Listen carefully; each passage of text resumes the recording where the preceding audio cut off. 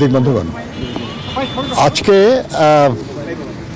European ইউনিয়নের একটা প্রতিনিধি দল আমাদের ভারপ্রাপ্ত চেয়ারম্যান জনাব তারেক রহমানের সঙ্গে সাক্ষাৎ করতে এসেছিলেন।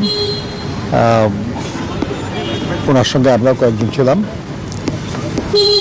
মূলত এই সাক্ষাৎটা ছিল ইউরোপিয়ান ইউনিয়ন বাংলাদেশের অনেক গুরুত্বপূর্ণ একটা উন্নয়ন অংশীদার, এবং আপনারা জানেন যে বাংলাদেশে যে আসন্ন জাতীয় সংসদ নির্বাচন, এই নির্বাচনে তারা বেশ বড় একটা নির্বাচনী পর্যবেক্ষক দল পাঠাচ্ছে। তো এই বিষয়গুলি নিয়েই আমাদের ভারপ্রাপ্ত চেয়ারম্যান মহোদয়ের সঙ্গে তারা কথা বলতে এসেছিলেন। খুব ভালো আলোচনা হয়েছে, ফলপ্রসূ আলোচনা।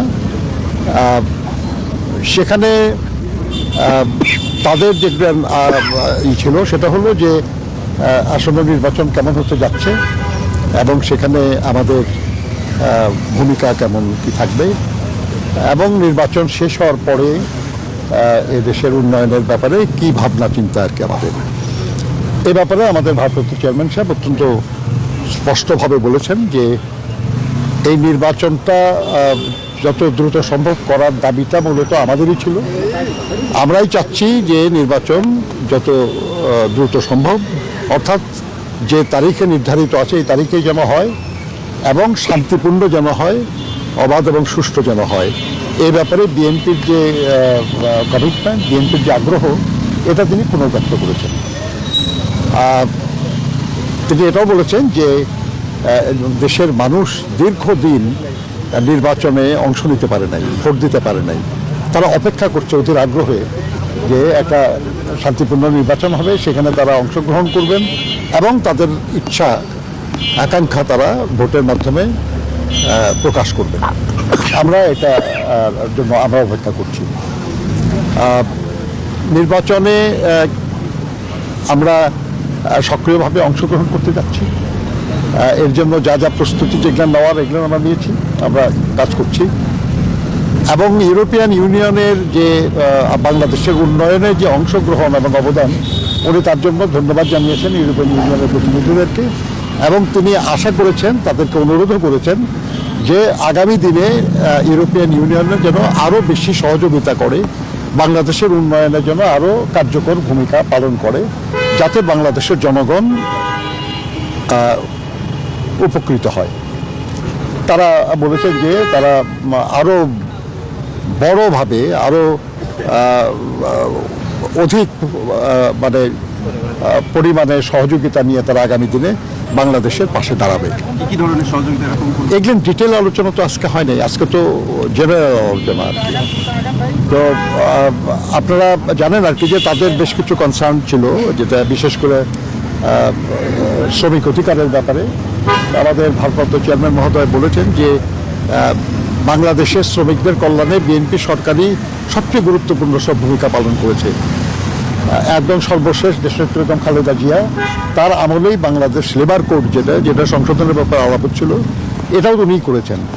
লেবার ওয়েলফেয়ার ফাউন্ডেশন করেছেন। এরকম শ্রমিকদের কল্যাণে বিএনপি সবসময়ই আগ্রহী, এবং শ্রম আইনের যে পরিবর্তন যা হয়েছে এবং শ্রমিকদের কল্যাণের জন্যই যা কিছু, এগুলো সব শুধু রক্ষা করা না, সেগুলোকে এগিয়ে নেওয়ার ব্যাপারে বিএনপি আগ্রহী। মূলত এই বিষয়গুলি নিয়ে আলোচনা, আর এইটা আমি এটা সংক্ষেপে বললাম আর কি। এটা তো আলোচনার সময় তো বোঝেন আপনারা যে আরও অনেক ডিটেল আলোচনা হয়, কিন্তু মূল প্রসঙ্গ হলো এই। বাংলাদেশের নির্বাচন নিয়ে ইউরোপীয় ইউনিয়নের পক্ষ থেকে কোনো ধরনের সাজেশন দেওয়া হচ্ছে কিনা বিএনপির কাছ থেকে? আগামী সবসময় বাংলাদেশের নির্বাচন সংঘাতপূর্ণ হয়, বাংলাদেশের নির্বাচন থেকে নানা ধরনের বিশৃঙ্খলা হয়। যেহেতু তারা পর্যবেক্ষক পাঠাবেন, বাংলাদেশের মানুষও প্রত্যাশা করছে একটি শান্তিপূর্ণ নির্বাচন হবে, বিদেশেও প্রত্যাশা করছেন শান্তিপূর্ণ নির্বাচন হবে। তারা বিএনপির কাছে বড় দল হিসেবে কোনো সাজেশন করেছে কিনা বা কোনো পরামর্শ দিয়েছেন? তাদের তো বলার সুযোগ কোথায়? কারণ আমরাই তো প্রথম বলেছি আর কি যে আমরাই যথাসময়ে নির্বাচন চাই, আমরাই চাই নির্বাচন অবাধ সুষ্ঠু হোক, আমরাই চাই নির্বাচনে শান্তি থাকুক। এবং আমাদের ভারপ্রাপ্ত চেয়ারম্যান উনি বিদেশ থেকে ফিরে প্রথম যে সভা, সেখানেই উনি সবচেয়ে বেশি উচ্চারণ করেছেন যে শব্দ, সেটা হলো শান্তি, সমঝোতা। কাজে এই ব্যাপারে তাদের বলার তারা তো সুযোগই পায়নি, আমরাই বলেছি। তাদের পর্যবেক্ষক টিম কি শুধু ঢাকা কেন্দ্রিক না সারা বাংলাদেশে তারা? অনেক বড় পর্যবেক্ষক টিম, আমার ধারণা আর কি যে সারা দেশেই তারা কাজ করবে। আর এই যে তারা পর্যবেক্ষক পাঠাচ্ছে, নিঃসন্দেহে আগামী নির্বাচনটাকে তাদের পর্যবেক্ষক পাঠানোর মাধ্যমে আন্তর্জাতিক পরিমণ্ডলে অনেক বেশি মানে টেকসই হবে বলে মনে করেন? এটা টেকসই শব্দটা বোধ হয় ঠিক না, আর কি যে গ্রহণযোগ্যতা আর কি। হ্যাঁ, এটা নিশ্চয়ই, কারণ হলো যে বিগত কয়েকটা নির্বাচনে ইউরোপিয়ান ইউনিয়ন কোনো পর্যবেক্ষক পাঠায় নাই। এই নির্বাচনটা অবাধ, সুষ্ঠু হবে, শান্তিপূর্ণ হবে এবং জনগণের আকাঙ্ক্ষা এখানে প্রকাশিত হবে, এটা ধারণা করেই ইউরোপিয়ান ইউনিয়ন এবার একটা বড় নির্বাচনে পর্যবেক্ষক দল পাঠাচ্ছে। কাজেই আমরা মনে করি যে এর মাধ্যমে ইউরোপিয়ান ইউনিয়নের সমর্থনই ব্যক্ত হয়েছে এবং এই নির্বাচনের মাধ্যমে যে সরকার আসবে সেই সরকারকে অধিকতর সহযোগিতা করবে তারা। জাতিসংঘের টিমের সাথে বসার কোনো সম্ভাবনা আছে কিনা? জাতিসংঘ প্রতিনিধিদের সাথে বসার সম্ভাবনা আছে কিনা?